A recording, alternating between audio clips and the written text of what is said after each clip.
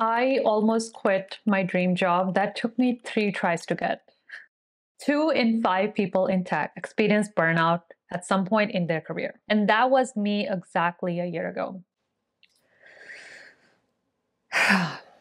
A few weeks ago, I posted a video where I shared a day in my life, and one of the brief moment in the video is me talking about my burnout. And a lot of you in the comments requested that I do a follow-up video. So this video is dedicated to everybody who has requested my burnout story in hopes that it may help you, things that help me, it might help you as well. And anybody else who is currently experiencing or may experience in the future or have experienced in the past can have something to relate to. Before I jump into this, I am not an expert. I'm just sharing my personal experience. So things that work for me may not work for you. So take whatever I say with a grain of salt. So let's go back to exactly a year ago, what actually happened. Like, I wish I could tell you there was one specific thing that led to this burnout. There is no specific thing that I can point to.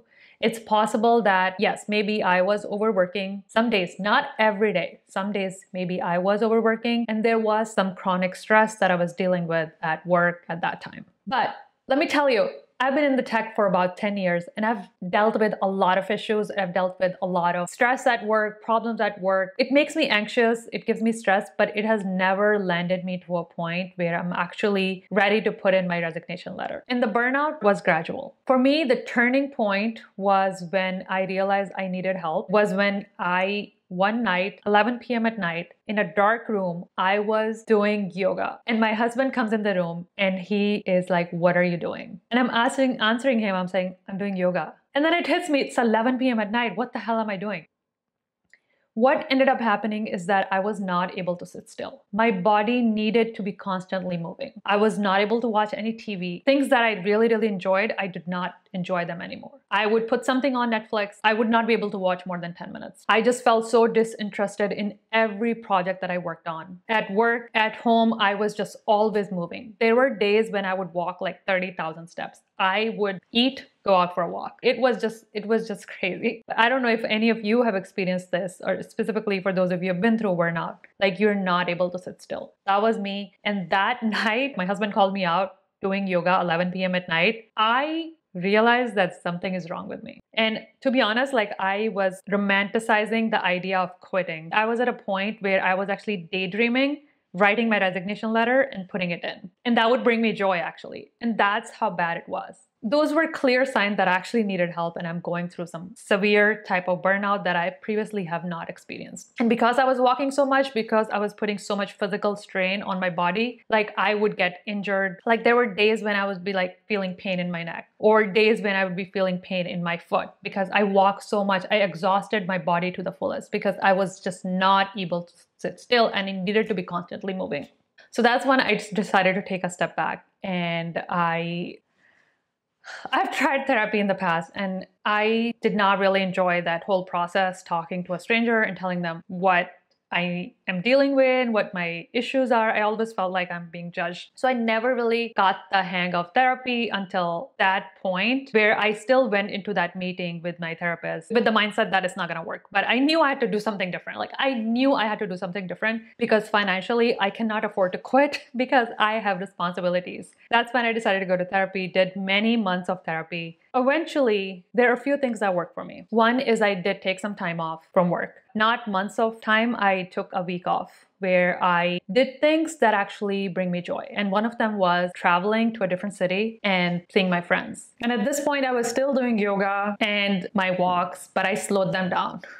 I told myself like max 1 time per day, I'm gonna go out for a walk. Max 1 yoga per day or 1 workout class per day. Like I need to stop exhausting my body. But for me, what was really, really magical was taking that time off and getting out of my daily routine, going to a different city, spending time with my friends that I haven't connected with in a while, and coming back feeling refreshed. This wasn't just like one snap, like I went on a trip and things got fixed. No. It was a lot of work back and forth with my therapist, trying out different things. One of the strategies that my therapist told me is when you get stressed, like maybe give yourself time. And I'm gonna do a really horrible job of explaining. She definitely did a better job than me.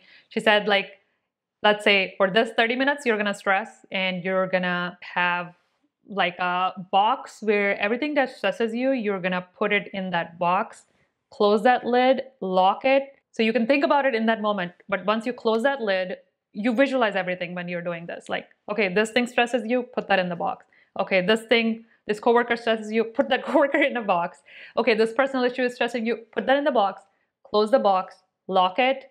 And then that's when you like put a mental block that you're not going to think about this anymore. Another strategy that was really, really helpful was planning my day better and prioritizing the tasks that I did have when I did go back to work. For example, if I had 10 things to do on my to-do list, then I would follow a framework like this to prioritize my task using the time that is required, the impact that it has. This template specifically I found on HubSpot Academy, which is available to download for free. It comes with Google Sheet template, which has different frameworks that you can use for prioritizing your task, as well as a handbook on specific strategies on how to be more productive at work. For example, Pomodoro technique, which is one of my favorites, setting boundaries at work, starting your day better, dealing with creative burnout, which I deal with quite often. And my top favorite is building tiny habits. Tiny habits has been a game changer for me personally. And if you want to read more on it, you can actually read this book, Tiny Habits by BJ Fogg. Definitely recommend it. I'm going to link the productivity handbook as well as the Google Sheets template that I showed you in the description below. Thank you, HubSpot, for sponsoring this portion of the video and making so many resources available to all of us for free. I guess 5 things that help. 1 is therapy. 2nd is taking some time off. 3rd is slowing down on all the things that I was doing. 4th is traveling and seeing friends, seeing people. And then 5th, I guess, is doing things that I like doing, but not to exhaust myself, but just to enjoy them. At this point in the video, I don't know if this is any help to you, but I just want to share,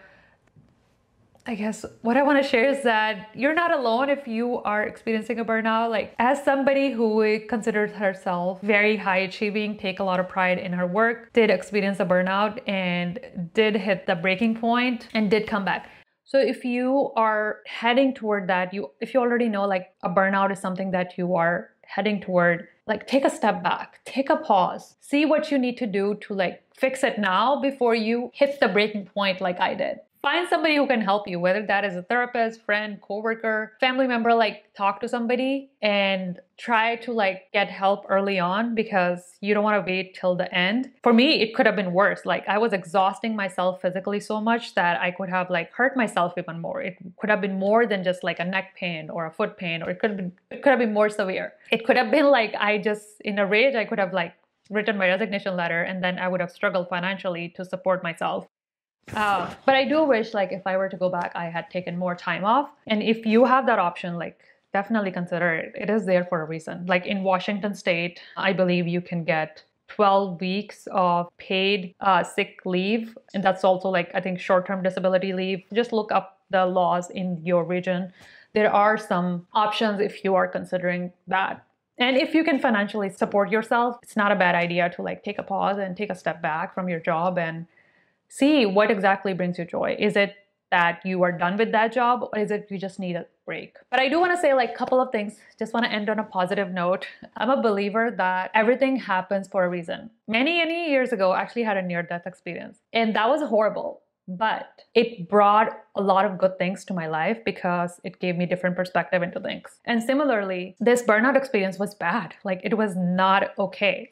I was not okay at all. I was not me. I was not the best mom I could be. I was not the best coworker I could be. I was not the best wife I could be. I was not a good content creator that I could be. Like, everything that I wanted to be, I was not. But there were some good things that came out of it. And one of them was slowing down, traveling more. Now I make it my goal that once a month I have to go somewhere. I know it's a privileged thing to say. I know I can afford it. So I'm going to take a break and I'm going to go somewhere. So figure out what exactly that is for you. Okay, while going through the video, I realized I was a little bit nervous and I forgot to say a few other good things that did happen from that experience. A few other habits that I picked up after the burnout that I was introduced during the burnout because I was using it as a coping mechanism. One of them is daily walks. Now I go, since the burnout, exactly a year ago, I haven't missed a single day where I go for a walk in the morning before I head out to work office. This really helps me clear my head and spend time away from devices. Yoga is another habit, and it helps me meditate, helps me relax physically and mentally. And as an indirect benefit of all of this, I started eating more healthy. I started taking care of my body. I started going to the gym, started doing weightlifting. And as a result, I lost about 27 pounds, which was crazy because I was already in a great shape. Anyways, this is just to say, like, I was just a little nervous. You can see some of my hand movements. I'm just rewatching it again and it's like giving me chills. So I just wanted to share that. Okay, let's go back to the video. I will end with saying that if you are experiencing burnout, just know that you are not alone. It is more common than you think. The study that I mentioned, I'm going to link it down below. You can read it. It surveyed 32,000 people and it found that 2 in 5 people experience burnout. So if you haven't yet, maybe at some point you will experience it. So just be prepared, I guess, and watch out for signs that could lead you to a path where you can solve it sooner rather than later. And if you are at a point, at a breaking point like I was, get help, get help, get help. So anyways, that's all I wanted to say. This is not my typical video, but since all of you wanted me to talk about this, I thought I would share it. I don't know if this was helpful. And if this was anything similar to that you experienced or you could relate to, let me know in the comments if you found this video helpful and if you learned anything from this video. I hope you're having a beautiful day. Take good care, and I will see you in the next video. Bye. It will maybe make me feel less vulnerable.